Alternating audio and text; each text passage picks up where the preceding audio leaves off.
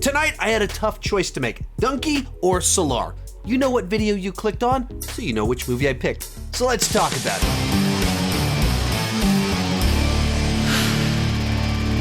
Hi, my name is Sean, and I love to talk about movies and TV way too much. With that in mind, go ahead and join me down below in the comments section. Let me know, what did you think about the film? I'd never heard of Salaar until just a couple days ago. I was at a screening of the movie Rebel Moon, and someone there recognized me, and they went, "Hey, are you planning on seeing Salaar this weekend?" I was like, "No, I haven't heard about it." And they said, "It's gonna be huge. Go try and check it out this weekend if you can." So I pulled out my phone to look at what showtimes there were at my local theater. There was over 20 showings of this movie at my local theater just today, and every single one of them was sold out except for the front row. Like, I'm checking the showings after 10 o'clock at night, everything's full except for the front row. By comparison, there's only 8 showings of Aquaman, and none of them were even close to being full, but this movie packed out 22 different showings, so that got me very excited to check it out, but it also meant I could only buy tickets for the front row. And then luckily, a subscriber to my channel saw me kind of tweet about that, messaged me, said he had an extra ticket, so I was able to see it with awesome seats in the middle of it and talk with a couple people in the intermission and afterwards, which was actually very helpful, gave me some insight. So thank you so much. It was an absolute blast and an awesome audience to see this movie with. Point of reference, I haven't seen Neel's previous films, KGF 1 or 2, and I hadn't really even watched the trailer for this movie, so I went in pretty well entirely cold watching it. With that said, let's get started talking about the good. And the first thing that just jumped out at me about this movie is that the director makes everything seem huge, and the word that just comes to mind when I think about most everything about this movie was epic, where through the use of sound and the way that he shot the film, it just creates this sense of urgency and importance with everything that's going on. Even the use of voiceover throughout the entire movie, it just makes everything swell. And then even as the way that sequences are edited together, it's like we're constantly building up towards this big, gigantic moment, and the music's getting bigger, and we're seeing everyone's reaction to what's going on. And then it'll like pause for a second, and you like breathe, and you're just waiting for this big explosion, and then it like cuts in. And so the way that this director captures these sequences through the music, the editing, the choice of shots, and we'll get into the choice of shots in just a second, but it just creates, so it's just everything is so big. And in particular, like with our lead character, the way that it amps him up, hypes him up, where it gives us that tease of him as a child at the beginning, that we know that this is a dangerous guy, and we're waiting for that to kind of come out. We're waiting for that explosion. And it keeps creating these scenarios where maybe he'll go into action. Maybe something will happen. And we know he's dangerous. And the music is building. And it was so good at creating that tension in sequences and in just the flow of the movie in general. The other piece to this I was referenced a little bit, but was just the cinematography in general with the way that the movie's captured. It makes it feel gigantic, where he's using wide-angle lenses in sequences, so just these environments, the sets that they're in, it captures it in like large scale, and then he keeps cutting to shots of the city where things are taking place, and so it just makes the scope of everything feel massive, because he's filming it in a way that keeps reminding you the scale and size of everything happening. And the shots are composed in a way where there's always depth to them.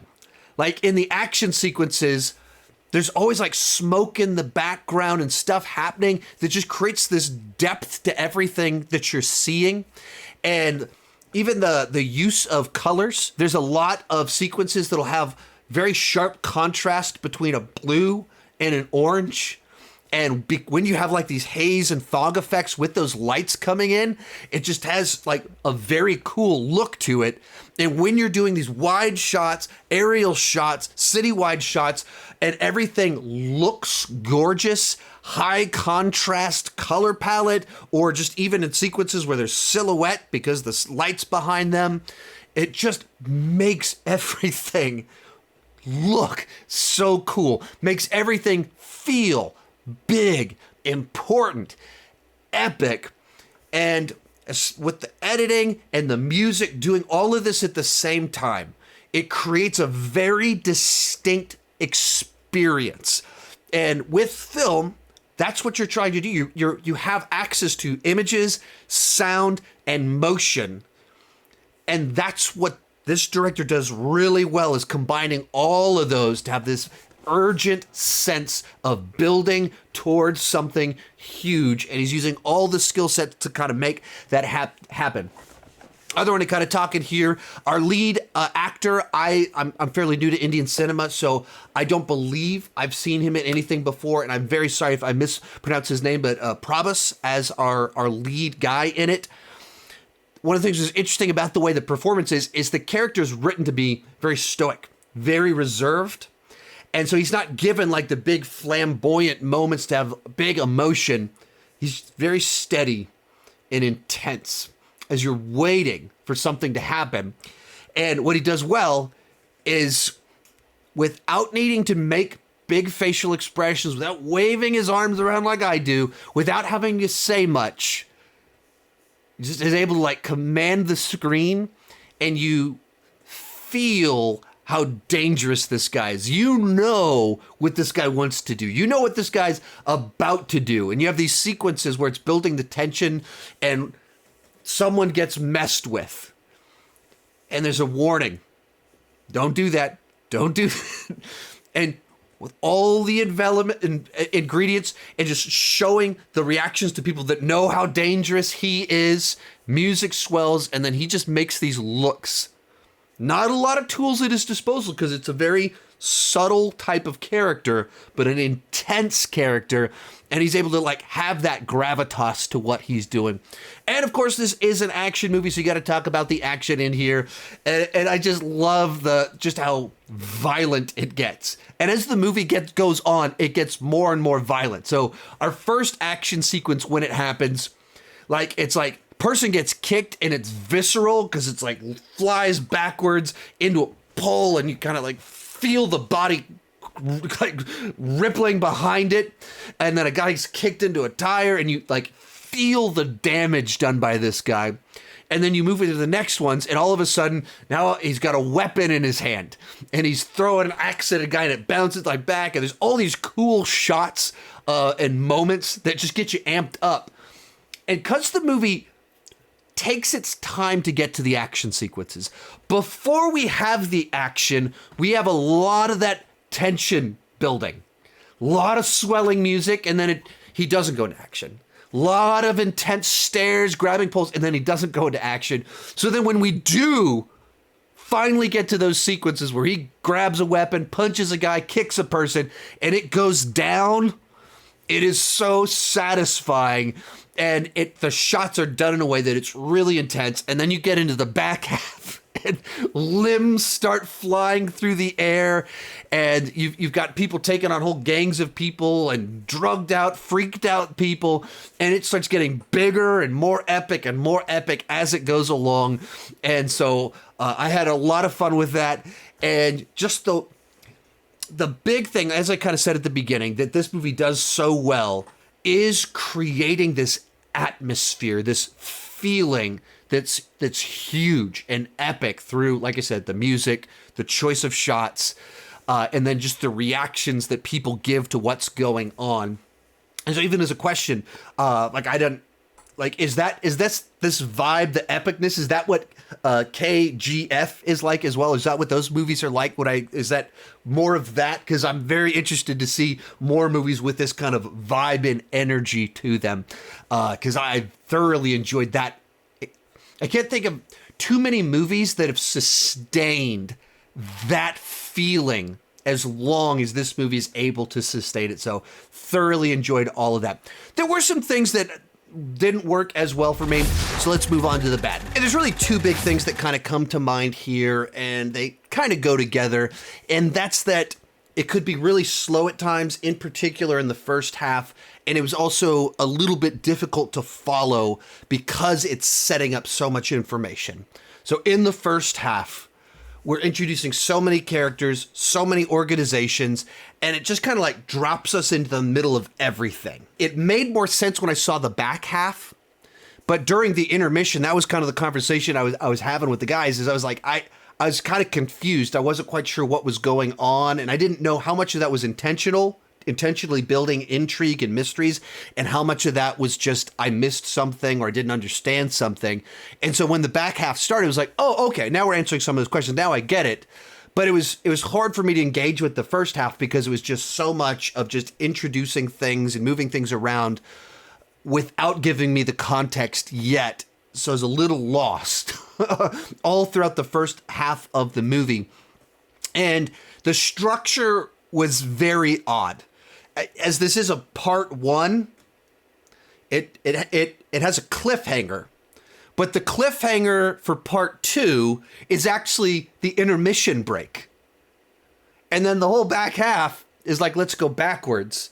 It made it difficult for me to engage with the first half of the movie. When we got into the back half and we kind of go on that adventure, it was like, oh, okay, I'm tracking. Gotcha. All right, I'm cool. I'm fine. And now I understand the first half more, but it with how much mystery, intrigue was being built in the first half, it made the first half really slow as well, because it was so much exposition, so much setup without enough context. And other one that kind of comes to mind here, this is almost kind of the negative side to one of the positives, or the gigantic positive to this. With the director's unique style, it also could make it feel like we were montaging through things we weren't actually montaging through. So like we'd be in the middle of a sequence that's about to be an action sequence. We're building the tension, and it's cutting so much between different locations, has some voiceover going on. We're going to the cityscape, and it makes it feel huge, but it also felt a little bit more like distant. Like we didn't feel present in the moment. It felt like you're telling me, instead of just telling the story, you're explaining the story to me. Real quick, before I give my final thoughts on everything, remember to join me down below in the comment section. Let me know, what did you think about the movie? But also, whatever movies that are coming out in the next couple months that you think I might be interested in, let me know about those. In general, this is a movie that I really enjoyed, in particular because of its ability to just have awesome, epic images with great color palette, visceral, violent action, and just create this constant sense of momentum, urgency, building, and then pausing just enough to make me go, oh, it's about to go down. And then it pays off so powerfully. So I thoroughly enjoyed this movie. After the movie, the guys I was there with, they asked me, did I prefer this one or Leo more? This one probably provided a more unique and distinct style. I probably, for me, preferred Leo a little bit more because probably some of it was just the experience. I got to watch it with my wife, and it was a great, fun audience to watch it with. But also, it was the plot was a little bit more straightforward, so it's easier for me to like track along with everything that was going on. And since I could track along, I could feel the emotions better. Whereas in this one, because I was a little bit confused, in particular in the first half, I couldn't engage with it quite as well. But anyways, reference it, I thoroughly enjoyed it. Can't wait to see the next one. Let me know what you guys thought down below. You can check out my other Indian reviews right over there. Thank you so much for watching, and keep talking movies and TV too much. Bye-bye.